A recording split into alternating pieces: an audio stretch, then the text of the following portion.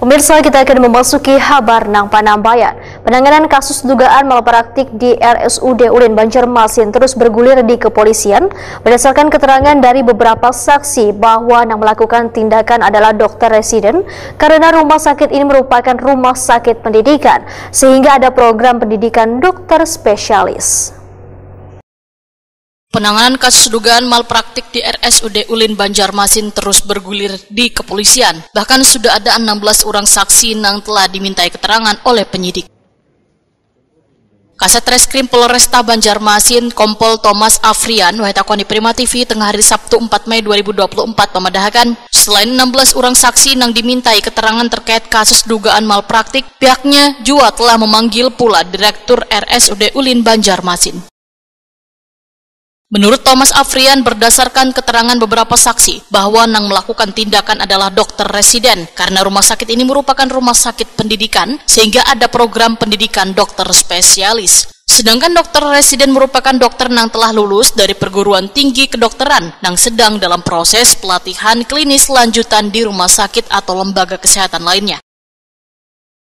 Thomas Afrian menyatakan pihaknya terus mendalami proses penyelidikan terkait dengan penanganan persalinan. Baik, terima kasih rekan-rekan ya. Dalam kesempatan ini juga kami dari Polresta Banjarmasin ya, atas perintah Bapak Kapolresta Banjarmasin, di setiap kegiatan penanganan perkara, proses sidik harus transparansi sebagai bentuk proses transparansi penanganan perkara guna mewujudkan Polri yang presisi.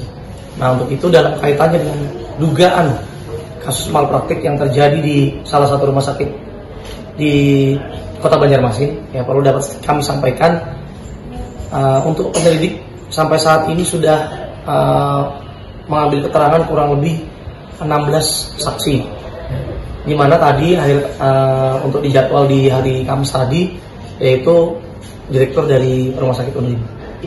Kami akan selalu mengupdate terkait bagaimana pengembangan penanganan dari perkara tersebut.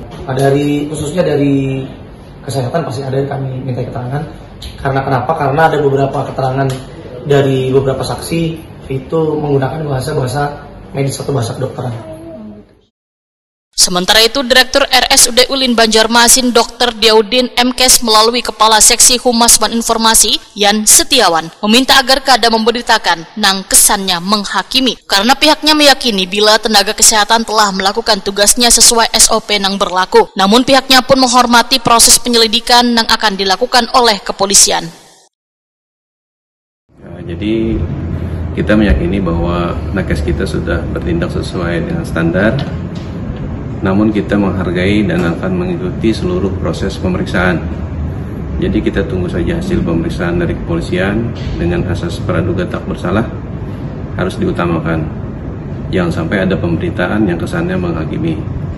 Kemudian kita saat ini juga mengikuti proses yang berjalan dan masih klarifikasi dari masing-masing pihak.